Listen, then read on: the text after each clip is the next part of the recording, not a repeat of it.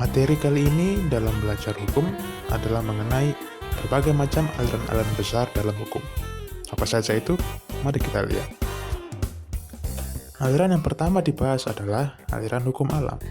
Aliran ini adalah salah satu aliran tertua dalam hukum.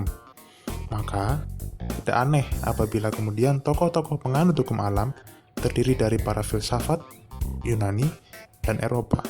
Sebut saja seperti Plato, Aristoteles, Saint Augustinus, dan Thomas Aquinas. Masing-masing tokoh tersebut memiliki pandangan tersendiri terhadap hukum. Menurut Plato, moral adalah hakikat dari hukum, karena tanpa adanya moralitas, maka hukum akan kehilangan supremasi dan independensinya. Hakikat hukum bertumpu pada ide keadilan dan kekuatan moral. Di sisi lain, menurut Aristoteles, hukum negara bertujuan tidak hanya memperoleh keadilan, namun juga memberikan kebahagiaan bagi semua warga negara. Dia juga menolak anggapan bahwa hukum hanya sekedar alat yang bersifat formal dan prosedural. Dia juga menyatakan pendapatnya mengenai kesamaan numerik, yaitu memberikan haknya pada manusia secara rata dan sama, yang juga disebut sebagai keadilan komutatif, dan juga kesamaan proporsional, memberikan tiap orang sesuai dengan hak atau prestasinya, yang juga disebut dengan keadilan distributif. Dan di sisi lain, Aristoteles juga menyatakan mengenai keadilan kolektif, di mana hukum bekerja untuk memulihkan tindakan yang merugikan orang lain, atau dalam konteks ini, sebagai contohnya adalah hukum pidana. Saint Augustinus memiliki pandangan bahwa hukum haruslah adil, karena menurut dia, hukum yang tidak adil adalah bukan hukum. Dia juga membagi hukum ke dalam dua bagian, yaitu adalah hukum ilahi atau ius divinum dan hukum manusia, ius humana. Menurut Thomas Aquinas di sisi lain, hukum buatan manusia haruslah berasal dari hukum alam, karena apabila tidak, maka hukum tersebut cacat sebagai hukum, karena dianggap tidak akan mampu memberikan keadilan, dan tanpa keadilan, sesuatu tersebut tidaklah bisa disebut sebagai hukum. Menurut dia, hukum alam adalah puncak hierarki hukum abadi, di mana Tuhanlah yang menjadi penguasa alam semesta. Dalam konteks pembicaraan Thomas Aquinas, yang dimaksud adalah agama, dan ketika pada zaman itu, konteksnya adalah menjadi hukum gereja.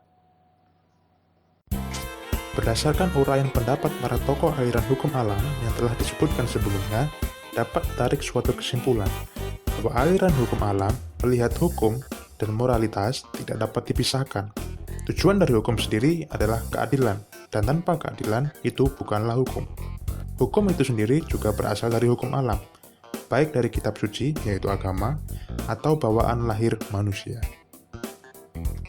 Selanjutnya, kita akan membahas mengenai aliran yang merupakan antitesis dari aliran hukum alam, yaitu aliran positivisme.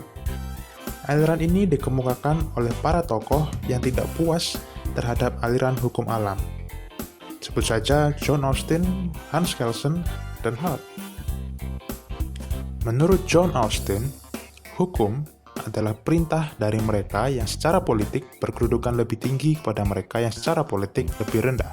Singkatnya, hukum adalah perintah dari penguasa kepada bawahannya.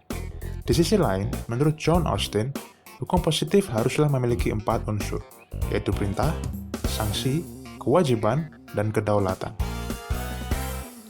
Hart di sisi lain juga menyatakan pendapat yang kurang lebih mirip.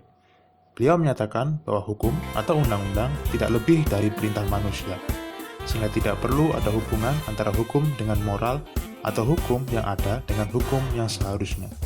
Sistem hukum adalah sistem logis tertutup.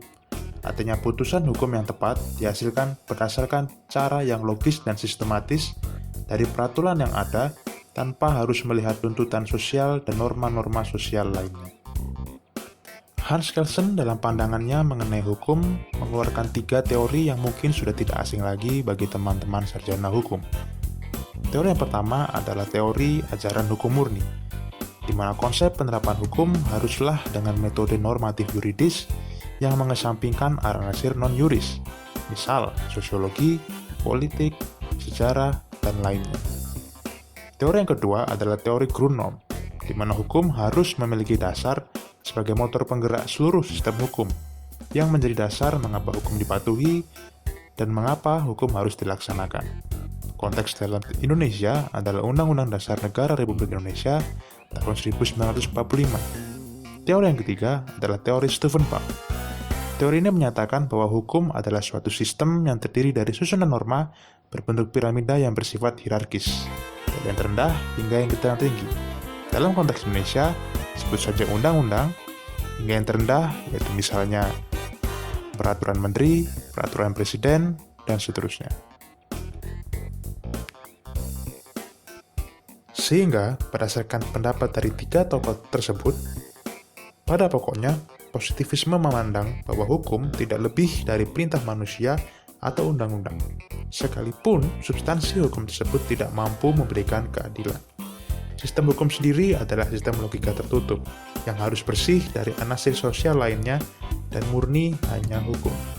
Hukum juga harus dipisahkan dari moralitas dan etika, karena menurut mereka, moral dan etika tidak dapat dibuktikan dengan logika. Selanjutnya, kita akan membahas mengenai aliran utilitarianisme. Aliran ini dikemukakan oleh Jeremy Bentham yang tidak puas dengan penjelasan aliran positivisme terhadap hukum. Dia menyatakan bahwa hukum ada untuk mewujudkan kebahagiaan yang sebesar-besarnya untuk sebanyak-banyaknya orang. The greatest happiness of the greatest number. Untuk mampu memberikan kebahagiaan yang sebesar-besarnya bagi sebanyak-banyaknya orang, maka terdapat 4 hal yang harus disediakan oleh hukum. To provide substance atau nafkah hidup, to provide abundance, makanan yang berlimpah, to provide security, memberikan perlindungan, dan to attain equity, mencapai persamaan. 4 hal tersebut adalah tujuan utama dari adanya hukum, menurut Jeremy Bentham. Singkatnya, hukum harus mampu memberikan manfaat yang sebesar-besarnya bagi sebanyak-banyaknya orang. Yap, apa yang telah kita pelajari hari ini? Kita telah mempelajari hukum alam, satu pandangan yang menyatakan bahwa hukum harus memberikan keadilan, positivisme, suatu aliran yang menyatakan bahwa kepastian hukum adalah yang terutama, dan utilitarianisme yang menyatakan bahwa hukum harus mampu memberikan manfaat yang sebesar-besarnya bagi sebanyak-banyaknya orang. The greatest happiness of the great number. Ingat, ketika hukum bersatu, maka tidak ada yang bisa mengalahkannya. Jangan lupa untuk like, subscribe, share, dan komen. See ya!